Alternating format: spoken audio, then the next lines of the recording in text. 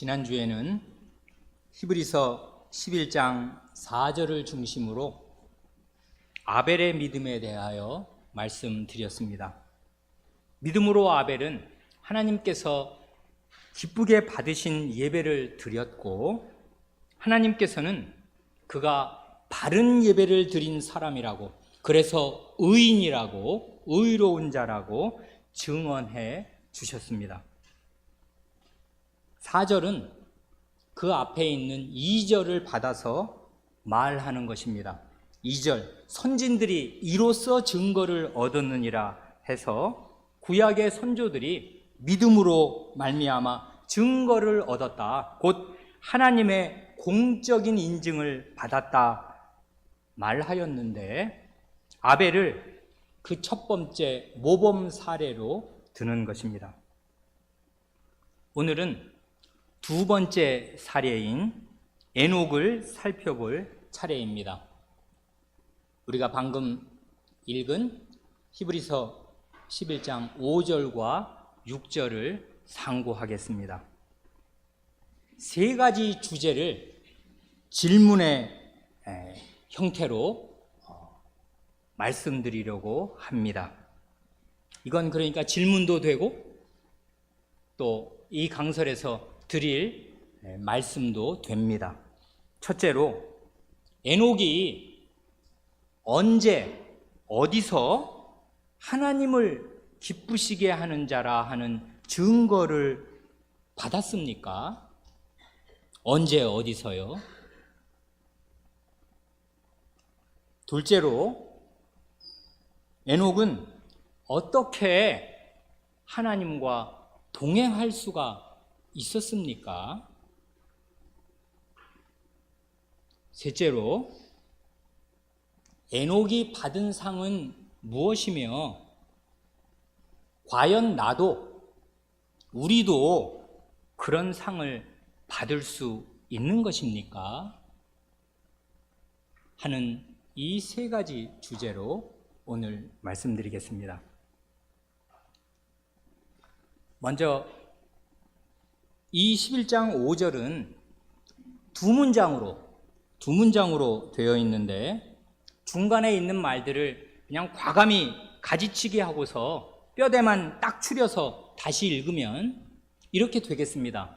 믿음으로 에녹은 쭉 지나가서 하나님을 기쁘시게 하는 자라 하는 증거를 받았다 하는 것입니다.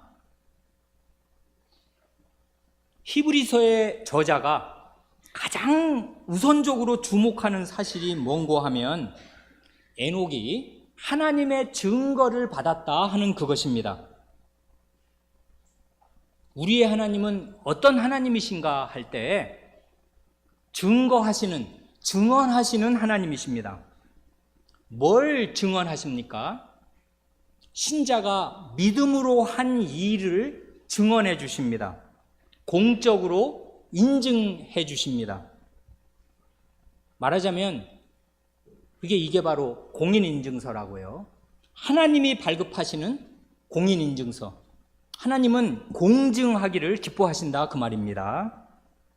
그래, 그전에는 아벨이 믿음으로 바른 예배를 드렸더니 그를 가리켜서 의인이라 공증해 주시고 그의 예배에 대해서 공인해 주셨습니다.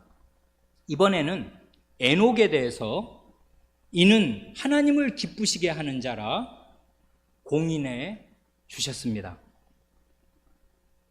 이런 게 바로, 이건 조금 다른 얘기고 더 큰 주제인데 한 말씀만 드리고 다시 이 본문으로 돌아온다면, 이런 게 바로 언약의 상호작용입니다. 언약이란 하나님과 우리와 맺는 관계를 가장 압축적으로 한마디로 하면 그게 언약 관계인데, 그건 부부간의 결혼 언약, 결혼 서약을 하고 부부가 된 그런 거랑 대단히 비슷한 건데요. 그건 뭐냐 하면 왔다 갔다 하는 것입니다. 관계가. 하나님과 사람의 관계는 일방통행이 아니고 오가는 것이 있다 그 말입니다. 왔다 갔다 합니다. 먼저 하나님이 계시고요, 하나님의 말씀이 있습니다. 그러면 그 다음에는 사람이 있고요. 그 하나님을 믿고 하나님의 말씀에 순종합니다. 그러면 이게 지금 사람이 하나님의 말씀과 하나님 자신에 대해서 반응을 보인 거잖아요. 그렇게 되면 그걸로 끝나는 게 아니라 하나님께서 반드시 그 사람의 반응에 대해서 또 자신의 반응을 보이신다 그것입니다. 그래, 사람이 하나님을 믿고 하나님의 말씀을 믿고 순종을 하면 하나님이 그에 대해서 반드시 인격적인 반응을 보이셔서 그에 대해서 뭐라 평가를 해주시고 공언해 주시고 공증해 주시고 인정해 주시고 칭찬해 주시고 상을 주시고 그러신다 그것입니다. 그러니 그 역도 성립할 것입니다. 하나님이 계시고 말씀하셨는데 그 하나님을 믿지 않고 하나님의 말씀에 순종하지 않으면 하나님께서 그에 대한 반응을 반드시 보이신다 그것입니다. 이제 아까 말씀드린 그 세 가지 그 주제, 세 가지 질문 중에 첫 번째로 들어갑니다. 에녹이 언제 어디서 하나님을 기쁘시게 하는 자라 하는 증거를 받았습니까? 이건 영어로 하면 when, where 이런 거죠. 육하 원칙을 따라서 언제 어디서 그런 증거 받은 적 있나 여러분 아십니까? 이거 굉장히 어려운 문제입니다. 힌트가 있습니다. 굉장히 어려운 문제지만 힌트는 뭐냐면 히브리서 저자라고 해서 성경을 기록한다고 해서 우리 말고 어떤 새로운 루트가 따로 있다기보다는 이분도 우리와 똑같이 지금 구약 성경을 읽고서 지금 이 말을 하는 것입니다. 이 말을 한 것이에요. 구약 성경 어디요? 우리가 앞에 본문으로 읽은 그것입니다. 같이 보시면 좋겠습니다. 우리가 창세기 5장 21절로 24절을 읽었지 않습니까? 에녹에 대해서 말할 수 있는 구약 성경의 기록은 이 방금 읽은 창세기 5장 21절로 24절 이 넉 절이 거의 전부입니다. 그 다음에 무슨 역대상에서 족보를 꼽을 때 에녹 이름 하나 들어간 게 전부입니다. 그러니까 이건 구약 성경의 모든 정보라고 말할 수 있어요. 이것이 뭡니까? 여기서 어디 하나님을 기쁘시게 하는 자라 하는 증거가 나오는지 한번 보십시오. 하나님이 어떻게 그렇게 공증을 해주셨는가 말이에요. 에녹은 65세에 무드셀라를 낳았고 무드셀라를 낳은 후 300년을 하나님과 동행하며 자녀를 낳았으며 그가 365세를 향수하였더라. 에녹이 하나님과 동행하더니 하나님이 그를 데려가심으로 세상에 있지 아니하였더라. 이게 구절수로는 넉 절이지만 문장으로 하면 이 넉 절이 딱 두 문장입니다. 앞에 석절이 한 문장이에요. 그렇죠? 그런데 앞에 석절은요, 이게 초등학생도 잘 이해할 수 있는 아주 간단한 산수로 딱 정리될 수 있습니다. 우리 덧셈 문제 하나 낼 테니까 우리 초등학생 아직까지 안 졸고 있었으면은 먼저 누구든지 큰 소리로 예배당에 떠나가게 크게 한번 대답해 보십시오. 아주 쉬운 덧셈 문제입니다. 문제 나갑니다. 65 더하기 300은?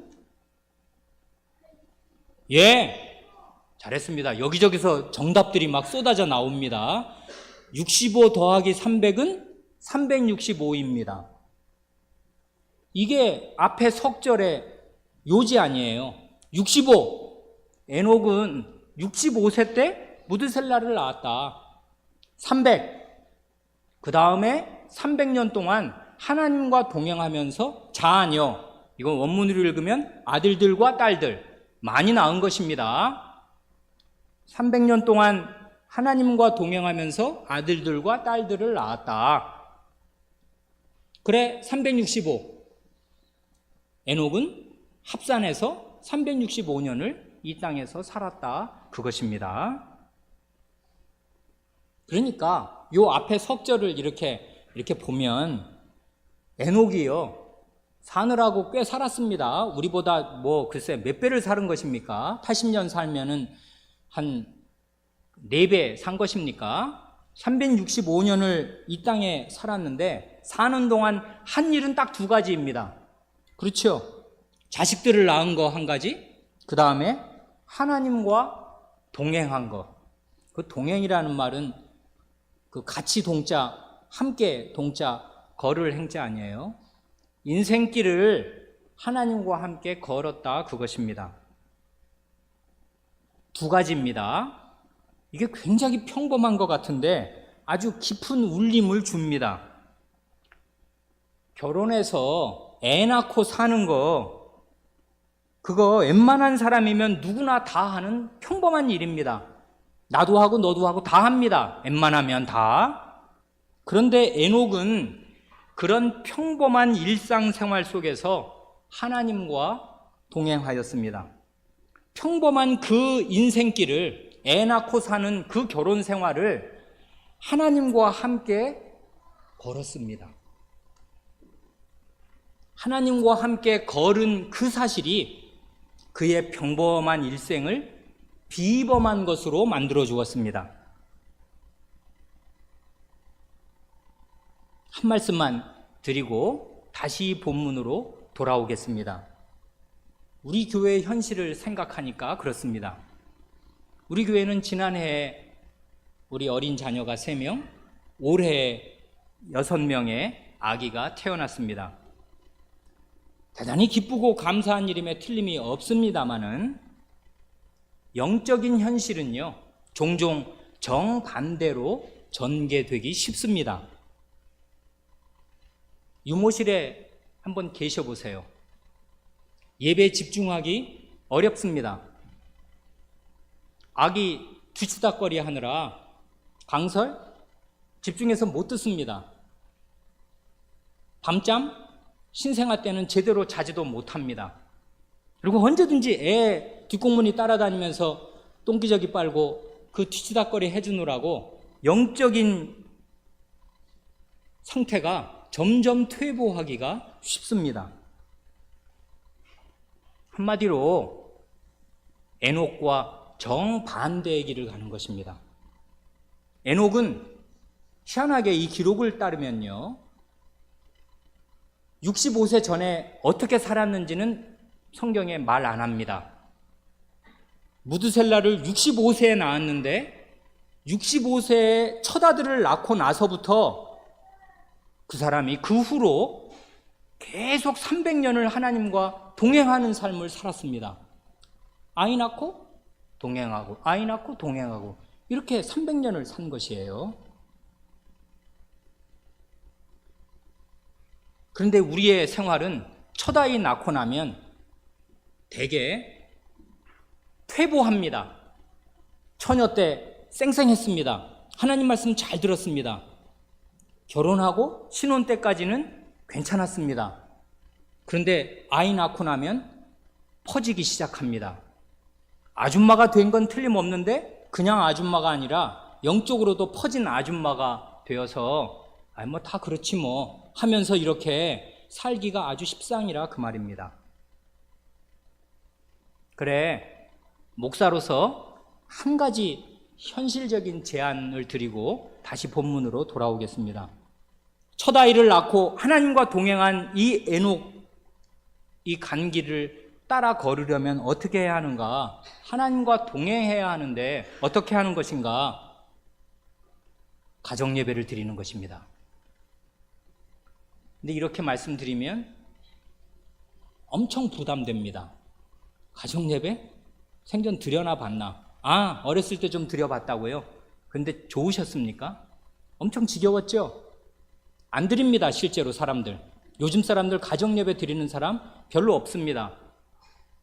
경건함이 퇴보한 시대에, 완연한 세속화 시대에 우리가 삽니다.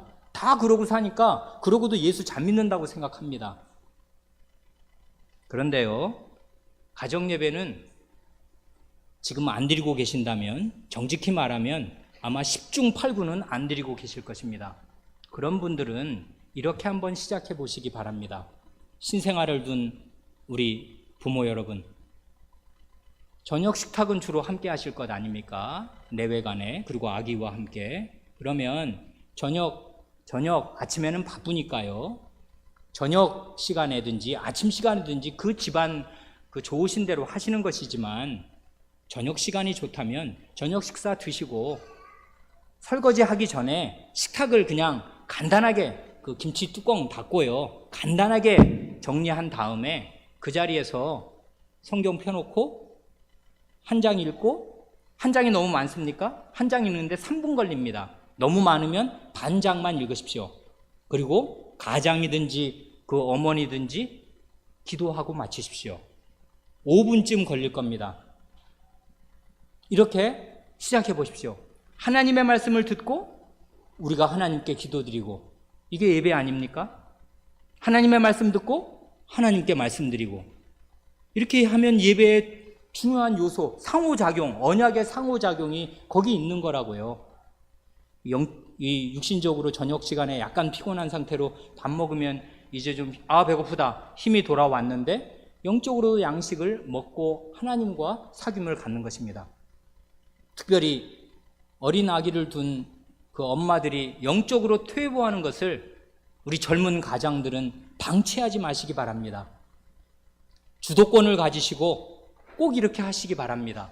5분이면 됩니다. 바쁘십니까? 바쁘신 줄 다 압니다. 5분도 못 냅니까? 낼 수 있어요. 이렇게 하시면 됩니다. 이거 길게 하지 마십시오. 제가 실패한 케이스입니다. 아이들은 이미 컸고 중고생이나 되었고 그 전에 가정예배도 안 드리다가 가정예배 드리겠다고 폼 잡고서 30분 1시간 엄청 길게 하면 자기는 좋은지 모르겠는데 아이들은 엄청 힘듭니다. 지겹다고요. 그러면 고개를 절레절레 흔들게 됩니다. 그러면 실패하는 것이에요. 그러지 말고 5분으로 시작하십시오. 즐거움 반응을 보아가면서 하나님은 영생의 기쁨이신데 하나님과 만나고 하나님과 사귀는 시간이 왜 지겨움을 견디는 시간이 되어야 하겠습니까? 왜 가정에서 매일 그 지겨운 일을 반복해야 하겠습니까? 그렇게 만들면 그게 최악으로 만드는 거라고요. 그렇지 않습니까? 그렇게 되지 않도록 가장이 그 식구들을 잘 살펴가면서, 특별히 아이가 뭘 모를 때 시작해야 합니다. 그러면 다 그렇게 하는 줄 알고 그게 습관이 되고 의례 그렇게 됩니다. 이게 초등학생만 돼도 어렵습니다. 아니, 안 하던 걸 갑자기 하려니 힘들지 않습니까? 그러니까 갓 태어난 아기를 두신 분들 황금기인 줄 아시고 지금 시작하십시오. 이게 성경 한 장 읽는 거 3분, 이거 우스운 것 같습니까? 9개월을 해보시면 9개월 되기 전에, 내년 8월이 되기 전에, 오늘 저녁에 시작하시면 내년 8월이 되기 전에 신약 260장 다 읽을 수 있습니다. 낭독으로, 그것도 낭독의 재발견 아닙니까? 낭독을, 이 사람의 음성으로 하나님의 음성을 다 재현하는 일을, 가정에서 하나님의 음성이, 신약 성경이 다 울려 퍼지게 하는 일을 밥 먹고 5분이면 9개월이면 260장인데 270일, 3927, 9개월이면 다 할 수 있다, 그것입니다. 구약 3배로만 하면 됩니다. 그런데 그렇게 안 하고 4년이 지나가면 뭐 남습니까? 없습니다. 경건함? 없다고요. 가정이 뻥 뚫려 있다고요. 애기 기르느라고 정신들 없다고요. 그렇게 살지 마시고 에녹의 길을, 자식을 낳고 하나님과 동행하는 그 길을 가십시오. 어렸을 때 시작하십시오. 늦었습니까? 지금부터 시작하십시오. 5분으로 시작하십시오. 첫째 질문이 남아 있습니다. 에녹이 언제, 어디서, 우리가 성경을 읽었는데, 창세기 읽었는데, 아니 여기 하나님을 기쁘시게 하라는 자라 하는 증거를 받았다는 얘기 어디 있어요? 창세기에는요, 여러분 보신 대로 22절에 에녹이 하나님과 동행했다는 얘기 한 번, 그 다음에 24절에 또 한 번 하나님과 동행했다는 기록밖에는 없습니다. 그런데 이 창세기는 다 아시는 대로 원래는 히브리어로 기록된 거 아닙니까? 히브리 사람의 그 말로 기록됐잖아요, 창세기가. 그런데 정통 히브리인들, 경건한 유대인들은 말이에요, 사람이 하나님과 동행했다, 함께 걸었다, 이 표현을 좀 부담스러워 했습니다. 이게 좀 외람되다고 느꼈다고요. 왜냐하면 아니 신하가 왕하고 함께 걸었다 이런 표현하면 그 왕에게 예의에 맞는 말이 되겠습니까? 왕을 모시고 걷든지 뭐 따라 걷든지 해야지 왕하고 함께 이렇게 나란히 걸었어요. 좋습니까? 그러니까 그 하나님은 왕하고도 비교할 수 있는 분이 아니지 않습니까? 지존자이신데 이 땅에 붙은 사람이 하나님과 함께 걸어? 그러니까요. 요 히브리어의 표현을 예수님 오시기 한 200년 전쯤에 그때는 히브리말을 아는 사람이 아주 드물어졌고요. 그 당시 전체 언어는 헬라어였습니다. 그리스어. 알렉산더가 4세기, 주전 4세기 때 그 헬라 세계를 다 정복한 다음에 말을 다 통일시켰어요. 내가 다스리는 지역은 전부 말은 헬라어가 공용어야. 헬라어 써야 돼. 그래서 그 유럽 지역을 헬라어 지역으로 통일시켜 놨습니다. 그러니까 사람들이 다 헬라어를 쓰는 거예요. 유대인들도 여기저기 퍼져 사니까. 그 사람들이 이제는 히브리어 잘 못 읽잖아요. 그래서 주전 2세기에 200년 전쯤에 헬라어로 구약 성경을 번역하였습니다. 그래서 그 사람들이 예수님 시대에는 대부분 사람들이 히브리어로 성경을 읽는 게 아니라 헬라어로 성경을 읽었어요. 그 헬라어 성경이 70인경입니다. 그 70인경을 그러니까 원래 히브리 말로 되어 있던 성경을 예수님 오시기 200년 전에 당시 공용어인 요즘의 영어 같은 이 헬라어로 성경을 구약 성경을 번역하면서 하나님과 동행했다는 이 겁나는 말을 하나님을 기쁘시게 했다는 말로 바꾸어서 번역했습니다. 헬라어로. 그래서 우리의 아마 이 히브리서를 쓴 저자도 헬라어 성경을 대개 신약 저자들이 헬라어 성경으로 구약을 읽었습니다. 그래, 하나님을 기쁘시게 하는 자라는 증거를 어디서 얻었나? 성경에 그렇게 쓰여 있다고요. 창세기를 읽으면, 헬라어로 읽으면 창세기 5장 22절 24절이 무드셀라를 낳은 후 300년을 하나님을 기쁘시게 하며 자녀를 낳았으며 24절 에녹이 하나님을 기쁘시게 하더니 하나님이 그를 데려가심으로 세상에 있지 아니하였다. 이렇게 쓰여 있다고요.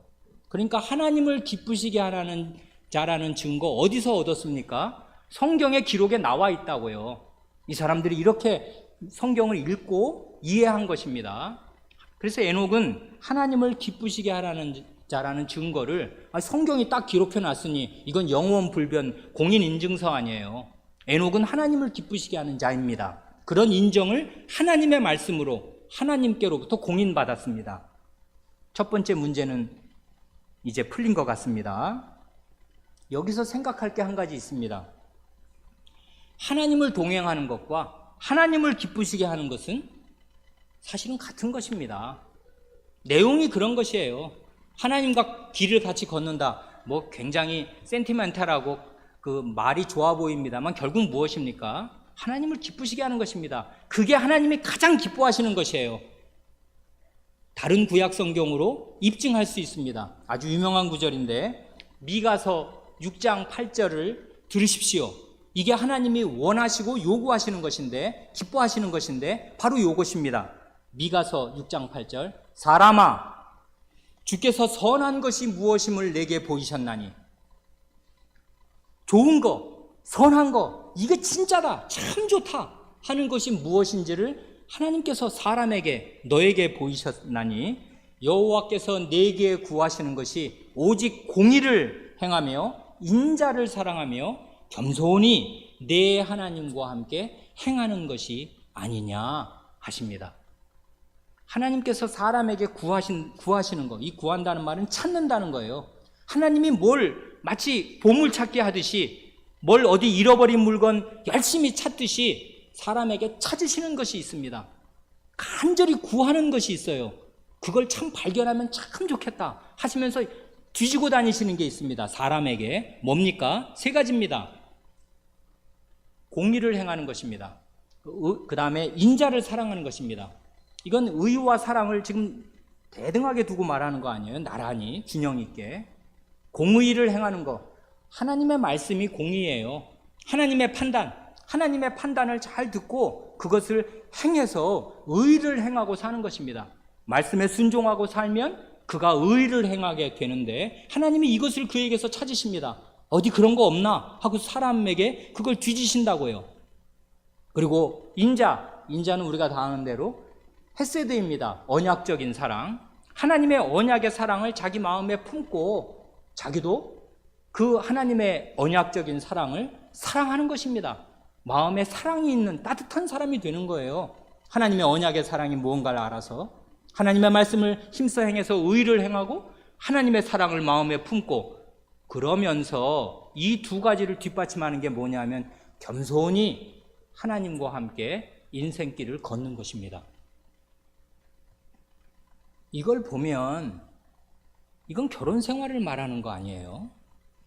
나와 함께 인생길 걷자 하는 게 뭐겠어요? 그게 프로포즈 아니고 뭐예요?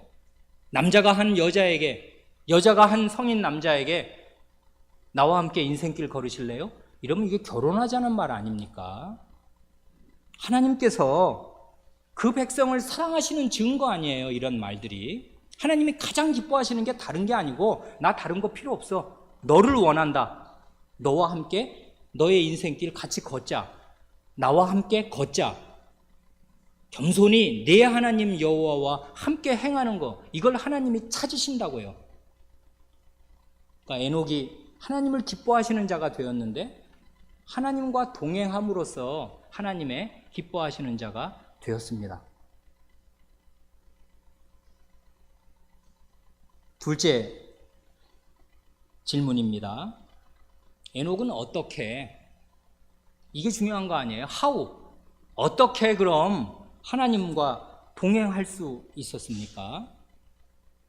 이 질문은 우리가 방금 이해한 대로 70인경으로 읽는다면 이렇게 바꾸어도 됩니다. 에녹은 어떻게 하나님을 기쁘시게 할 수 있었습니까? 그래서 넌 나를 정말 기쁘게 하는 자다, 내가 너 때문에 참 기쁨을 얻는다, 하나님이 이런 반응을 보이시고 그걸 공적으로 이 성경에다 박아두셨단 말이에요. 어떻게 하면 이렇게 될 수 있는 것입니까? 그걸 우리가 알아야 하는 거 아닙니까? 답은 나와 있습니다. 히브리서 거기 11장 5절에 믿음으로입니다. 믿음으로 에녹은, 곁까지 다 제하면 믿음으로 에녹은 하나님을 기쁘시게 하는 자라, 하나님과 동행하는 자라 하는 공인을 받았습니다. 그럼 도대체 그 믿음이라는 게 뭡니까? 뭘 믿었어요? 하나님과 동행해서 하나님을 기쁘시게 하였던 에녹의 믿음의 요체, 그 믿음의 알맹이, 믿음의 내용, 그건 뭡니까? 그 6절에 나오는 거 아닙니까? 하나님께 나아가는 자는 반드시 그가 계신 것과 또한 그가 자기를 찾는 자들에게 상 주시는 이심을 믿는 그것입니다. 이 믿음은 지난주에 말씀드린 대로 아벨에게도 해당되고요, 그리고 이 에녹에게는 더 직접적으로 해당됩니다. 그 5절과 6절은 딱 연결되어 있지요. 믿음으로 에녹은 하나님을 기쁘시게 하는 자라는 증거를 얻었는데 믿음이 없이는 기쁘시게 못한다. 믿음과 기쁘시게 함, 믿음과 기쁘시게 함 해서 5절과 6절을 이렇게 체인으로, 사슬로 연결하듯이 딱 연결했지 않습니까? 그러니까 믿음이 없이는 기쁘시게 못합니다. 그럼 뭐 역으로 말하면 어떻게 됩니까? 이건 초등학생도 알죠? 믿음이 있으면 어떻게 돼요? 하나님이 기뻐하신다고요. 믿음이 하나님께 기쁨을 드립니다. 그런데 믿음의 그 내용은 뭡니까? 아까 말씀드린 대로 아벨은 바른 예배로 의로운 자라 하는 인정을 받았다면 에녹은요, 자식을 낳는 일상생활에서 하나님과 동행하는 삶으로 하나님을 기쁘시게 하는 자라는 인정을 얻었습니다. 그러니까 이게 범위가 살짝 확대된 거 아실 수 있죠. 4, 5절을 읽어 나갈 때 아벨은 믿음의 사람인데 그의 예배 행위가 중요하였다면 에녹은 믿음의 사람인데 그의 일상생활 전체가 다 중요합니다. 왜요? 일상생활이 하나님과 동행하면서 이루어졌으니까요. 그래, 예배와 그의 생활, 말하자면 주일과 남은 6일이 다 통합되는 것이에요. 4, 5, 6절로, 4, 5절로 말이에요. 그런데 그 에녹의 믿음을 특징지었던 것, 그건 6절을 따르면 두 가지입니다. 지난주에도 우리가 개략적으로 생각해 보았는데 그 내용 그대로입니다. 에녹은 첫째로 하나님을 기쁘시게 하는, 하나님과 동행하였던 그 에녹의 믿음의 요체, 핵심, 그건 두 가지인데, 첫째로 하나님이 계신 것을 믿었습니다. 보이지 않으시는 하나님을 마치 보이는 것처럼 믿고 산 것이에요. 이게 첫 번째입니다. 역으로 말해도 됩니다. 그 역도 성립합니다. 역으로 말하면 믿음 없이 사는 것은 마치 하나님이 존재하지 않는 것처럼 생각하고 말하고 행동하는 것입니다. 우리가 왕왕 그러듯이요, 안 보이시는 하나님이 없는 것처럼, 존재하지 않는 것처럼 생각하니까 우리가 그 나쁜 생각들을 그다지도 자주 하는 것 아닙니까? 하나님이 여기 딱 계신다고 눈앞에 보이는 것처럼 믿으면 무슨 생각을, 그런 나쁜 생각을 하겠습니까? 그리고 어떻게 그렇게 가족에게 함부로 말하고 대하겠습니까? 믿음 없는 행동이라고요. 믿음 없는 생각이고요. 그러면 믿음이 없는 것이고, 그러면 하나님이 기뻐하시지 않는 것이고, 하나님께 기쁨을 드릴 길은 없는 것이고, 하나님께 기쁨을 드리려면 믿어야 합니다. 보이지 않는 하나님께서, 그러니까 보이지 않는 하나님의 존재가 나의 의식과 삶을 지배해야 한다고요. 이래야 하나님을 기쁘시게 하는 사람이 됩니다. 둘째는, 에녹은 하나님께서 자기를 찾는 자들에게 상을 주시는 분이심을 믿었습니다. 이거라고요. 에녹은 하나님께서 자기를 진실하게 찾는 사람을 결코 외면하거나 실망시키지 않는, 빈손으로 돌려보내는, 하나님께 나갔는데 아무것도 없네, 그런 거야?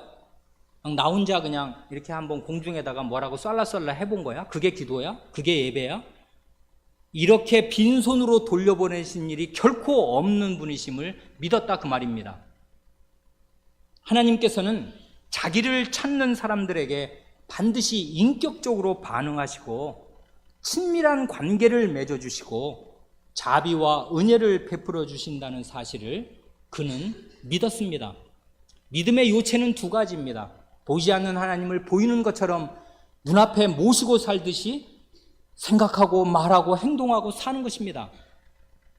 그리고 그 하나님께 나아가면 반드시 하나님께서 보상을 주신다, 은혜를 베푸시고 알아주시고 하나님도 내게 반응을 보이신다 하는 사실을 믿는 것입니다. 그게 믿음이라고요.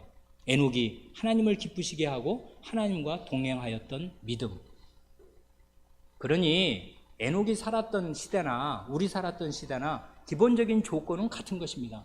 하나님은 보이시지 않고요, 그러나 하나님은 계시고 하나님의 말씀이 살아있습니다. 문제는 믿음이라고요. 어떻게 할 거야, 이 하나님에 대해서, 이 하나님 말씀에 대해서 어떻게 반응할 거야 하는 것입니다. 세 번째, 마지막 주제를 간단하게 다루고 마칩니다. 셋째는 그런 믿음으로 하나님을 기쁘시게 하였던 에녹이 받은 보상, 하나님이 그래 반응을 보이셨어요. 그래서 받은 보상이 뭡니까 하는 것이고요. 우리가 그런 특별한 보상 다 압니다. 성경 교회 다닌 지가 몇 년인데 그걸 모르겠습니까? 그 다음에 문제가 제기된다고요. 에녹이 받았던 그런 상을 모든 신자가, 나 같은 별 볼 일 없는 신자도 받을 수 있는 것인가 하는 것입니다. 이게 우리한테 중요한 거 아닙니까?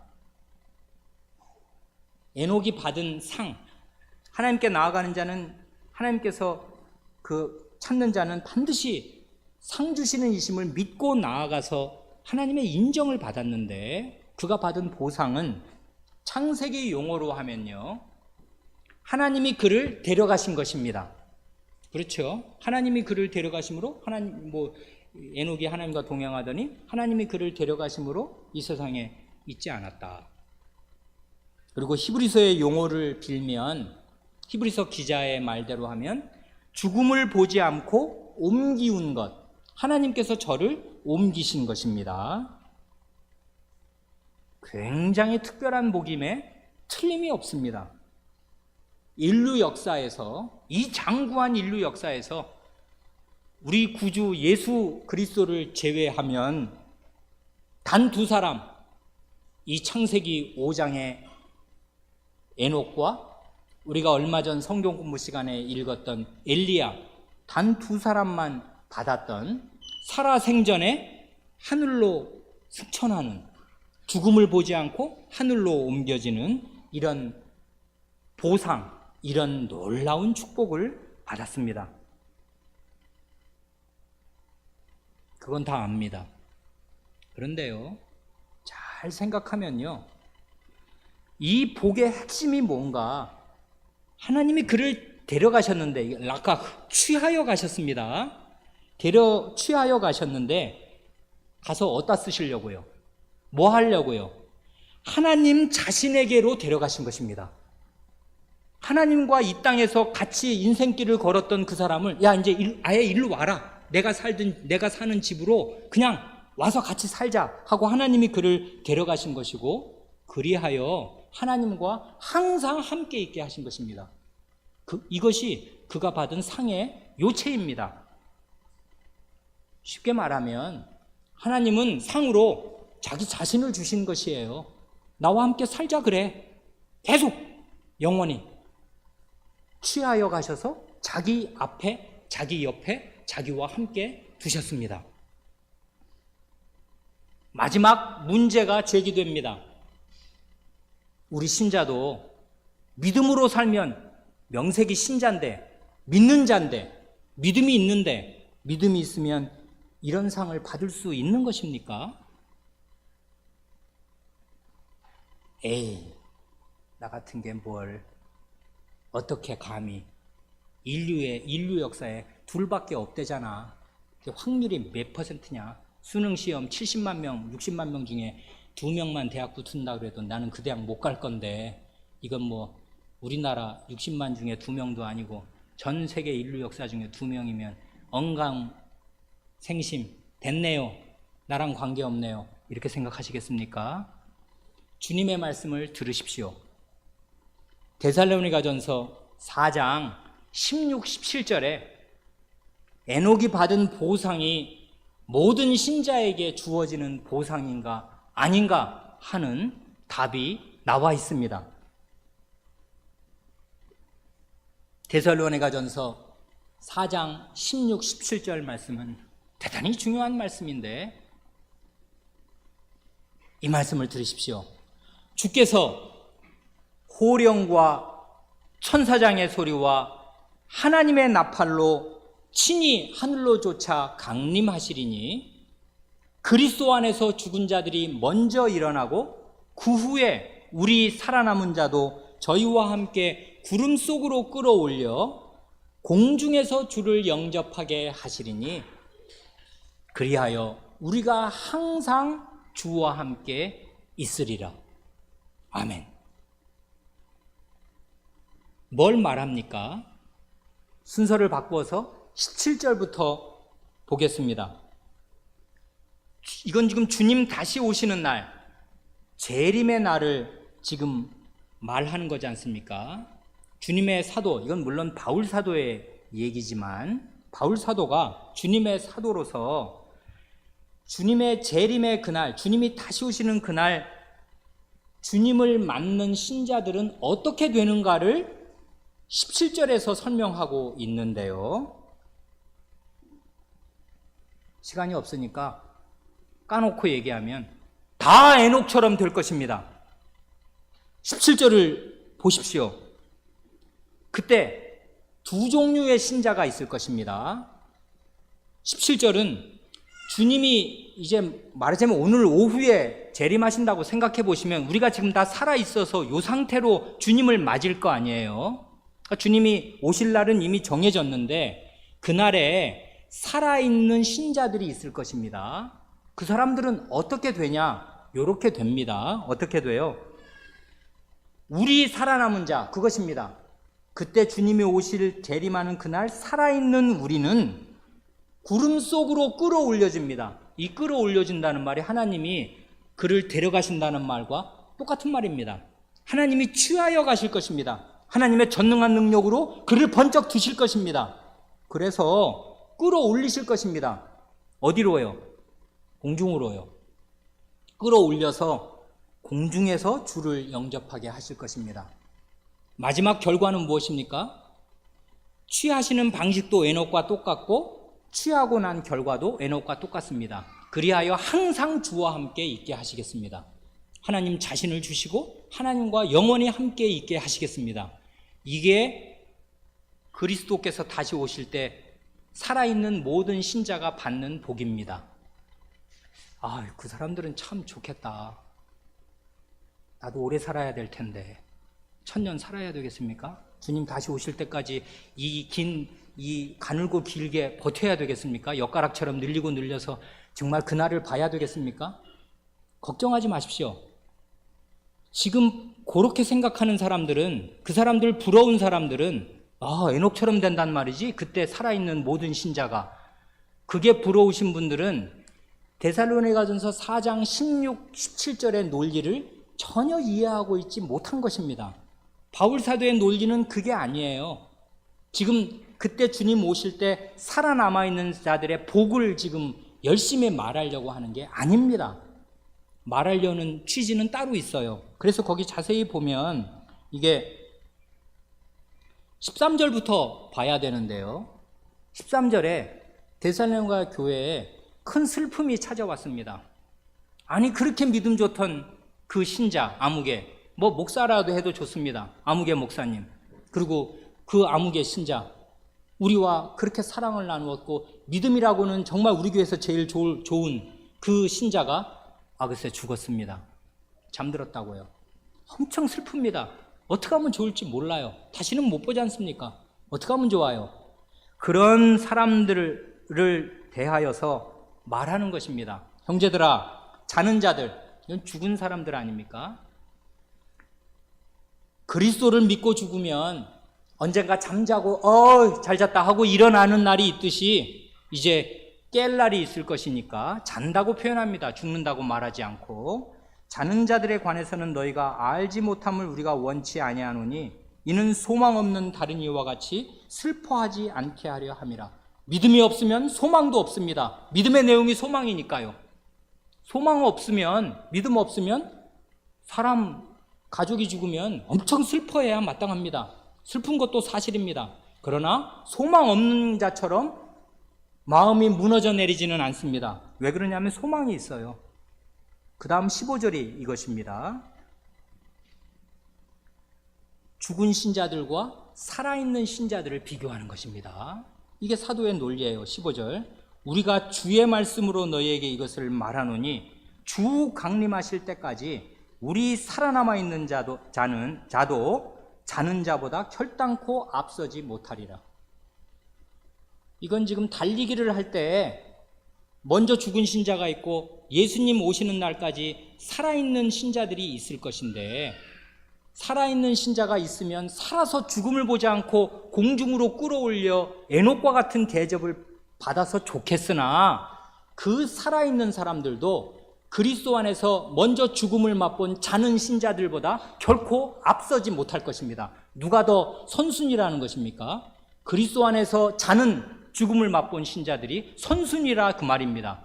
아니 그러고 보니 다시 16, 17절을 읽으면 거기에도 이미 그리스도 안에서 죽은 자들이 먼저 일어나고 그 후에 순위가 뒤로 밀려요. 그때 주님 그 재림하시는 날 살아있는 신자들은 후순위다 이 말입니다. 2순위입니다. 아파트 청약하는데 1순위가 아니고 2순위라 그 말이에요. 1순위는 누구예요? 그리스도 안에서 잠든 신자들이 1순위입니다. 그들을 하나님께서 그 전능하신 능력으로 일으키실 것입니다. 그래서 뭐 해서요? 에녹처럼 끌어올리실 것입니다. 그래서 그 후에 우리 살아남은 자도 저희와 함께 구름 속으로 같이 끌어올려지는데, 결단코 살아있는 사람들이 먼저 자는 사람들보다 앞서지 못하고 앞서서 먼저 주님께서 그 잠든 신자들을 살리시고 일으키실 때, 그 후에 우리도 저희와 함께 끌어올려져서 주님을 영접하게 하실 것이고, 그래서 영원히 주와 함께 항상 있게 하시겠습니다. 이게 신자들에게 주시는 약속이라고요. 그러니 우리가 가진 믿음은 엄청난 것입니다. 보배로운 것입니다. 하나님 자신을 얻게 해줍니다. 죽어도 상관없습니다. 죽어도 자는 것입니다. 그리고 살아있으면 다 신자는, 이 신약의 신자는 예수 그리스도, 승천하신 예수 그리스도를 자기의 주인으로 그와 연합되어 있기에 그리스도와 같이 같은 몸을 입고 공중으로 끌어올려질 것입니다. 하나님이 그를 데려가시듯이 공중으로 그를 데려 올리실 것입니다. 그러니 신자 여러분, 성도 여러분, 믿음을 지키십시오. 결코 믿음을 잃어버리지 마십시오. 자기 안에 있는 믿음을 약화시키지 마십시오. 이 믿음이 하나님 자신을 얻게 할 것입니다. 이 믿음이 여러분을 에녹과 같은 위치에 올려줄 것입니다. 그러니 무엇을 이 믿음과 바꿀 것이며, 왜 이 믿음을 더럽힐 것이며, 왜 이 믿음을 약화시키겠습니까? 그런 어리석고 그런 바보 같은 일은 세상에 없는 것입니다. 이 믿음을 지키십시오. 에녹과 같은 길을 가십시오. 기도하겠습니다.